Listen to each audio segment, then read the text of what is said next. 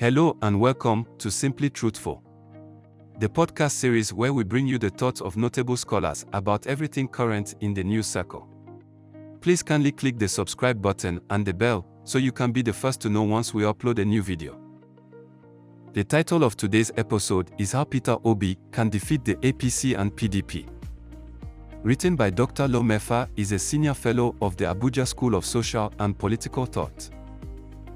While congratulating His Excellency Mr. Peter Obi for picking the Labour Party presidential ticket, one would seize the same opportunity to share some insights on how the man could win the 2023 presidential election. It will be a very tough contest, and Peter Obi is coming into the fray as an underdog who has all the trappings of a dark horse. By the way, a dark horse is a contestant that on paper should be unlikely to succeed but yet still might, and Peter Obi is just typical. The way the nation's politics is structured, it is a grand elite game and concentric circles of conspiracy. But the big question, is Peter Obi real or a fluke? The only way to prove that Peter Obi and his millions of supporters are real and mean business is by them going the whole hog and possibly winning the 2023, which will be difficult but not impossible. The conditions to make it happen are fairly in place. It is just about seizing the moment and making the beckoning history.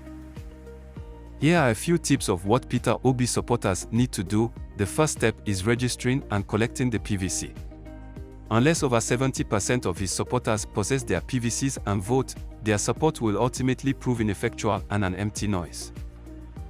Knocking on every door in Nigeria with localized and customized messages, possessing the PVC and voting are just the first steps.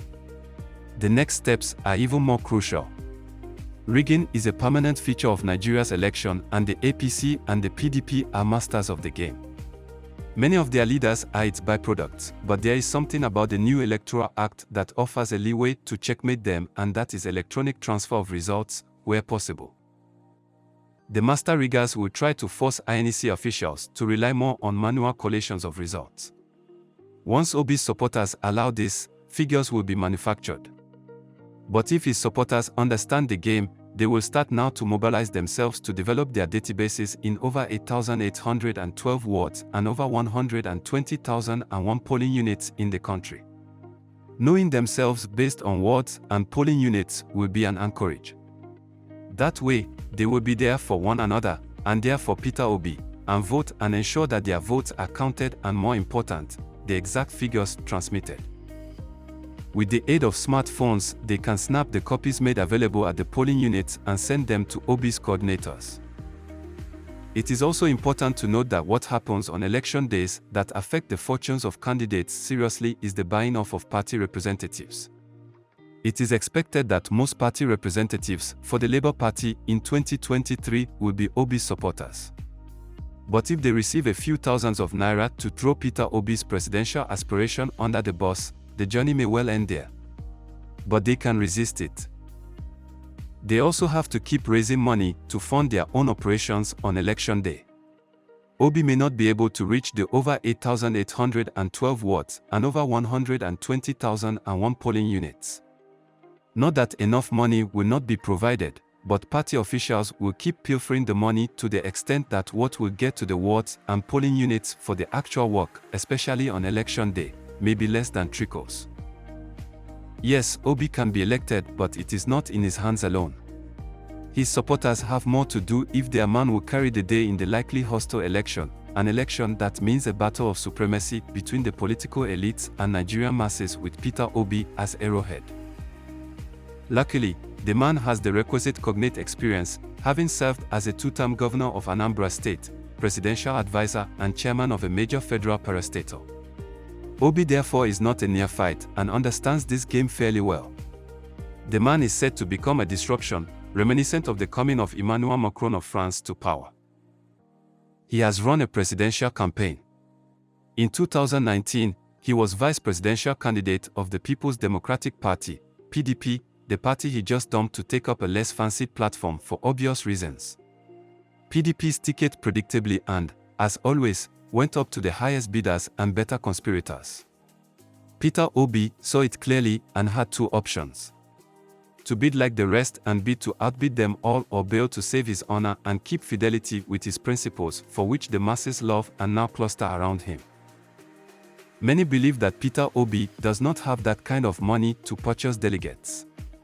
Yet, arguably, Peter Obi is richer than these men, whose sources of funds are all traceable to the government, being either present or past government officials. Yes, Peter Obi was governor but was already a billionaire before then and refused to take any allowances or payments while serving as advisor to the President of Nigeria and chairman of a federal parastatal.